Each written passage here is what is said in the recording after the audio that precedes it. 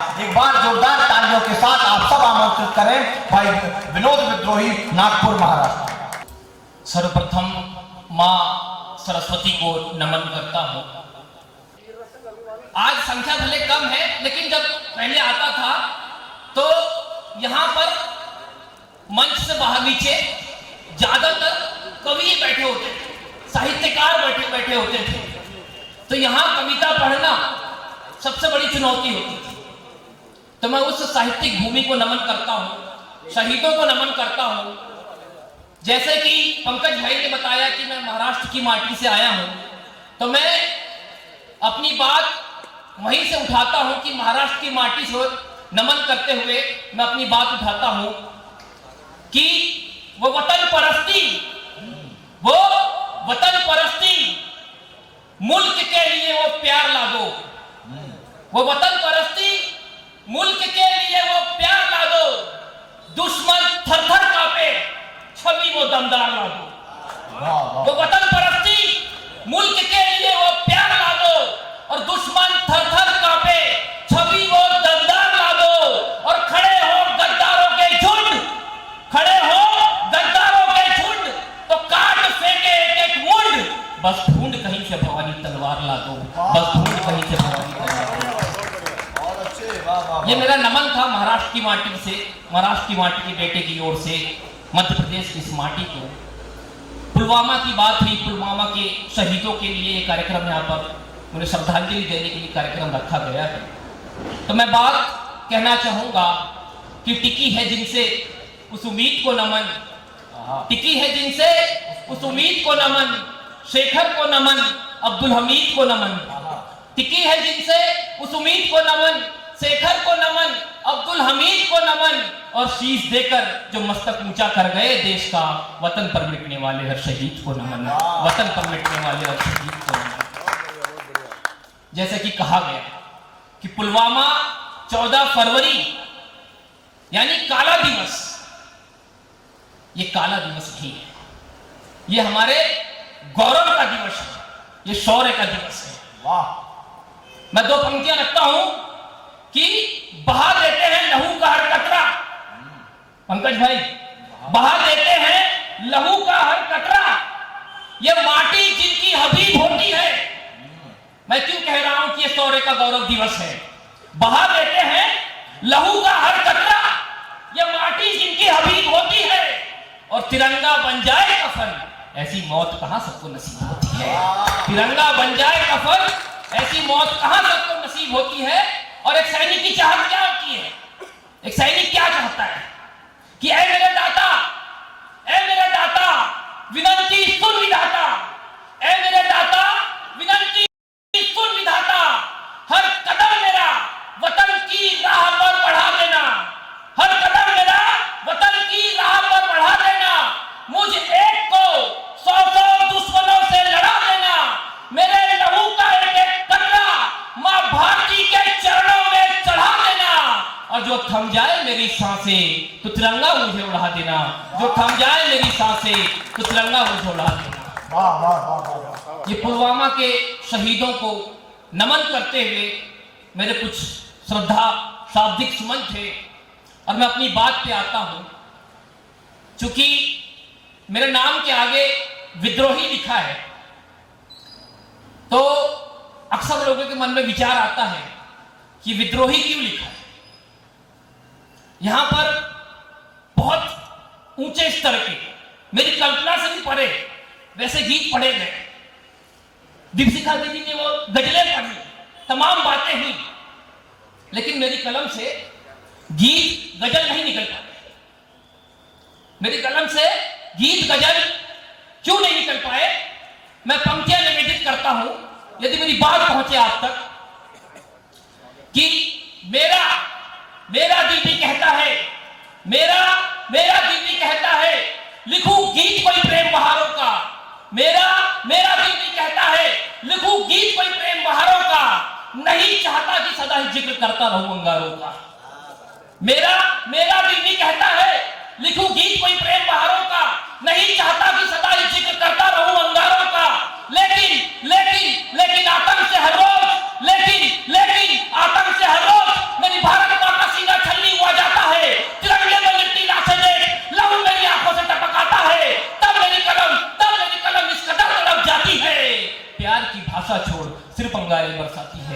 प्यार की भाषा छोड़ सिर्फ अंगारे में साथी है। गर हम ही डूब गए प्रेम श्रृंगारों में, गौरव भाई, गर हम ही डूब गए प्रेम श्रृंगारों में, तो कौन करेगा धार तलवारों में। बहुत अच्छे। गर हम ही डूब गए प्रेम श्रृंगारों में, तो कौन करेगा धार तलवारों में, और कलम जो बेच आए दरबारों में, तो फर्क क्या रहेगा हमने और गद्दारों में। गर हम ही डूब गए प्रेम श्रृंगारों में, तो कौन करेगा धार तलवारों में, और कलम जो बेच आए दरबारों में, तो फर्क क्या रहेगा हमने और गद्दारों में। और वतन की राह पर कभी ना हो अंधेरा, यही सोच के जलते हैं अंगारों में। वतन की राह पर कभी ना हो अंधेरा, यही सोच के जलते हैं अंगारों में। बहुत अच्छे। यहाँ पर काफी बातें हुई,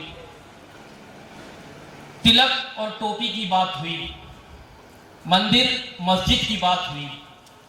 तो इन तमाम चीजों में मेरा जो मानना है, हमारा जो देश है ये सौहार्द का देश है, एकता का देश है। मैं कुछ पंक्तियां निवेदित करता हूं। स्वागत नहीं। जो सारी चीजें होती हैं क्यों होती हैं कि सियासी बोल, सियासी बोल सब बोले एक स्वर, किसको चिंता है। सियासी बोल सब बोले एक स्वर, किसको चिंता है। तुम चीख चीख कर जाओ मर, किसको चिंता है। सियासी बोल सब बोले एक स्वर, किसको चिंता है। तुम चीख चीख कर जाओ मर, किसको चिंता है। अरे यहां तो सबको एक दूसरे को कोसना है, लूटा है अपना ही घर, किसको चिंता है। लूटा है अपना ही घर, किसको चिंता है।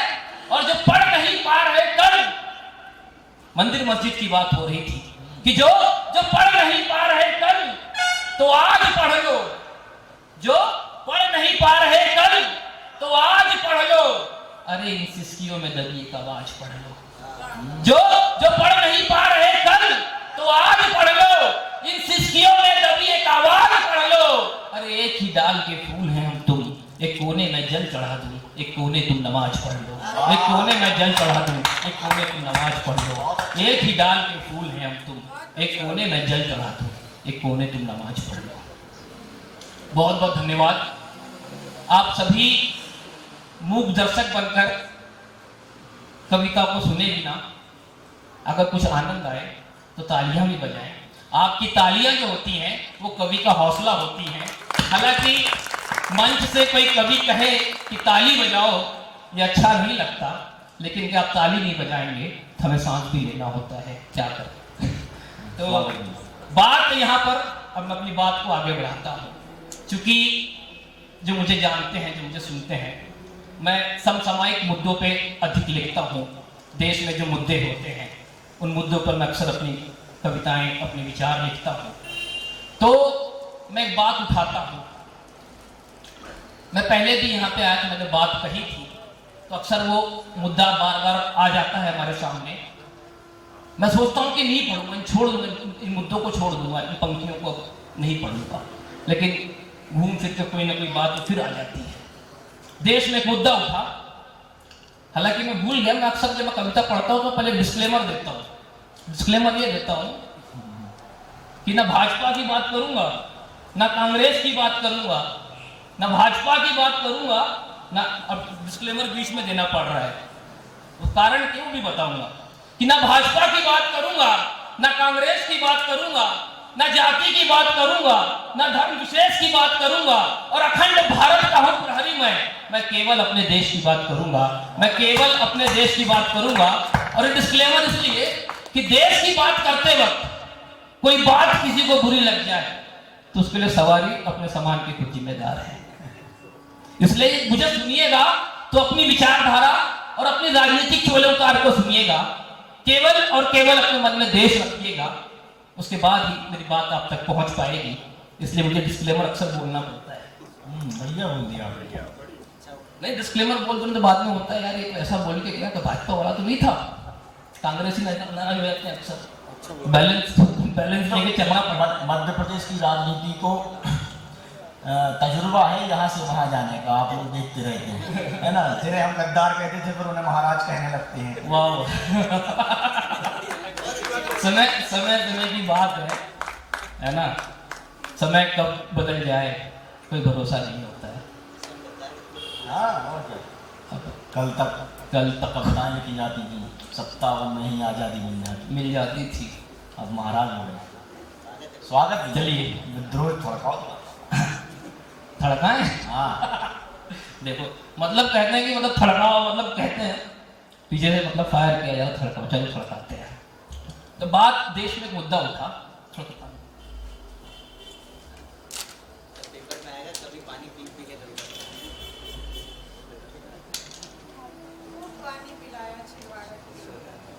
पानी ठंडा था है और चाय भी ठंडी थी। देश में चाय वाला गर्म है, चाय यहाँ ठंडी नहीं। ये मध्य प्रदेश है ना, ऊपर से छिंदवाड़ा, तो यहाँ चाय वालों की थोड़ी कम चलती है।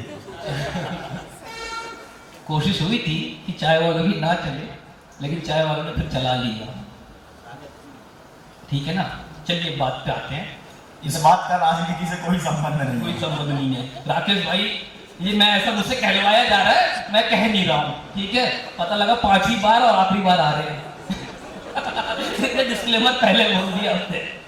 मुद्दा ये था कि देश में एक मुद्दा उठा, अक्सर अभी चल ही रहा है।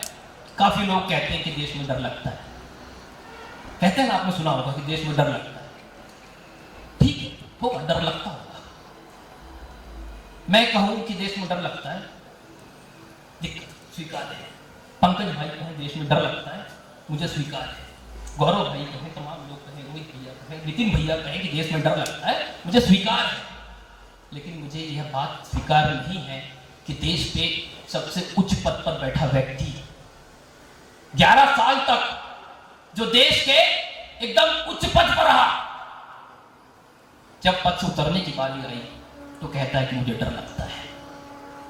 देश के बड़े बड़े सितारे जिनको इस देश की जनता ने उच्च पदों पर पहुंचाया, शीर्ष में पहुंचाया, वो कहते हैं कि डर लगता है। मैं मानता हूं देश में ऐसा माहौल होगा, ऐसी कुछ घटनाएं होंगी जिससे एक आम जन को डर लगता होगा। लेकिन जो हमारे प्रेरणा स्रोत हैं, जिनको पूरा विश्व जानता है, पूरा विश्व सुनता है, वो छींक भी दें तो अमेरिका के अखबारों की हेडलाइन बन जाती है। जब ऐसा व्यक्ति कहे कि डर लगता है तो मुझे दुख होता है। आप तो हमारे रहनुमा थे। अगर देश में डर का माहौल होता भी, यदि आप कहते नहीं, आप सामने आते, कहते देश में डर नहीं, देश में सौहार्द का माहौल है और देश के माहौल को ठीक करने की कोशिश करते, तो विद्रोह की कलम आपको लागू करती है। लेकिन ऐसा नहीं हुआ। मेरे भीतर पीड़ा हुई और मेरी कलम से जो निकला, मैं 4 पंक्तियां आपके सामने निवेदित करता हूं कि डर का माहौल कैसा था। सोचो, हम आजाद भारत में कहते हैं कि हमें डर लगता है। 16 साल का बाबू गेनू गुलाम भारत में तकलीफों के दिन थे। 16 साल का बाबू गेनू हंसते हंसते विदेशी माल से भरे ट्रक के नीचे आकर अपनी जान दे दी। क्या उसने कभी कहा मुझे डर लगता है? भगत सिंह हंसते हंसते फांसी पर चढ़ गए। क्या उन्होंने कभी कहा कि मुझे डर लगता है? चंद्रशेखर आजाद जी अंतिम गोली खुद को मार ली। क्या उन्होंने कभी कहा कि डर लगता है? और कुछ वैचारिक मतभेद, कुछ राजनीतिक मतभेद, हम कहते हैं डर लगता है। तब मैं पंक्तियां निवेदित करता हूं। स्वागत है भैया। कि बांध दिया बर्फ पे जख्मों से टपका लहू, बांध दिया बर्फ पे जख्मों से टपका लहू, कभी मुड़ के ना देखा कि किधर लगता। बांध दिया बर्फ पे जख्मों से टपका लहू, कभी मुड़ के ना देखा कि किधर लगता। और फांसी का फंदा जब चूमने को खड़े हुए, तब भी वंदे मातरम का ही स्वर लगता। फांसी का फंदा जब चूमने को खड़े हुए, तब भी वंदे मातरम का ही स्वर लगता। और याद करो फन्नादाए, देश प्रेम है सिखाए कि जिगर कटवाने में जिगर लगता, कि बेटा कटवाने में जिगर लगता। और सोचो क्या होता और कहां आज होते हम, भगत जो कह देते कि डर लगता। सोचो क्या होता और कहां आज होते हम, भगत जो कह देते कि हमें डर लगता। तो मैं पंक्तियां निवेदित करता हूं जो कहते हैं कि डर लगता है कि सर आंखों पर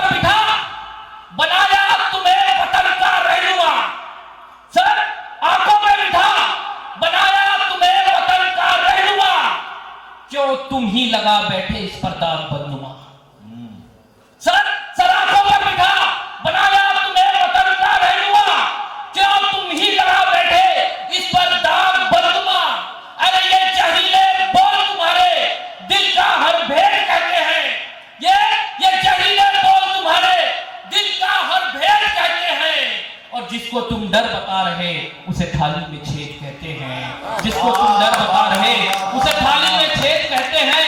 और इन थाली के छेदों को इन थाली के छेदों को भला कैसे हम यार बोलेंगे? इन थाली के छेदों को भला कैसे हम यार बोलेंगे? कोई बोले या बोले, हम इन्हें गद्दार बोलेंगे। विरोध कर वैचारिक है तो मुख मेरे सदा स्वीकार बोलेंगे। जो उंगली उठी मेरे देश पर तो लब मेरे शोले और अंगार बोलेंगे। विरोध कर वैचारिक है तो मुख मेरे सदा स्वीकार बोलेंगे। जो उंगली उठी मेरे देश पर तो लब मेरे शोले और अंगार बोलेंगे। अरे धरती कभी हिलती नहीं आसमान के लिए, धरती कभी हिलती नहीं आसमान के लिए। दरख्त गिर जाते हैं पर राह से कभी हटते नहीं तूफान के लिए। और हर कदम बढ़ता है देश की आन बान और शान के लिए। और शीश काट और कटा भी सकते हैं हिंदुस्तान के लिए। शीश काट और कटा भी सकते हैं हिंदुस्तान के लिए। बहुत बहुत धन्यवाद। पंकज भाई मुझे बता दीजिएगा जब मुझे खत्म करना होगा। ऐसे ही खत्म करना है। जब मुझे अपने काव्य पाठ को खत्म करना होगा। हाँ, इसके बाद एक बात यहाँ पर उठी, पाकिस्तान की बात हुई। अब कह रहे हैं कि पाकिस्तान वीर रस का कभी पाकिस्तान पे ना पड़े तो उसका काम ही नहीं होता है। बात ये भी हुई कि पाकिस्तान को खत्म कर दिया जाए। पाकिस्तान खत्म हो गया तो साहब वीर रस का कभी होगा क्या होगा? कविता काय पे लिखेंगे फिर वो, है ना? तो पाकिस्तान पे मैंने चार पंक्तियां निवेदित करता हूं। देश के तमाम लोग हैं, ऐसे लोग हैं जो कहते हैं कि कश्मीर के मुद्दे पे पाकिस्तान से बात करनी चाहिए। मैं कहता हूं क्यों? ऐसे भी नेता देश में होंगे जो कह रहे हैं कि पाकिस्तान चूड़ियां पहन के नहीं बैठा है, उनके पासपोर्ट भारतीय हैं और बयान वही है। तो हमने मतलब कोशिश, ऐसा नहीं हमने कोशिशें नहीं की, हमने अपने रिश्तों को सुधारने की कोशिशें हमने समय समय पे की। मैं 4 पंक्तियां निवेदित करता हूं कि पाक नाम रखने वाले कभी पाक ना बन पाए। सुनिएगा भारत पाकिस्तान के रिश्तों पे कि पाक नाम रखने वाले कभी पाक ना बन पाए और बेवजह चिल्लाते रहे बेबाक ना बन पाए।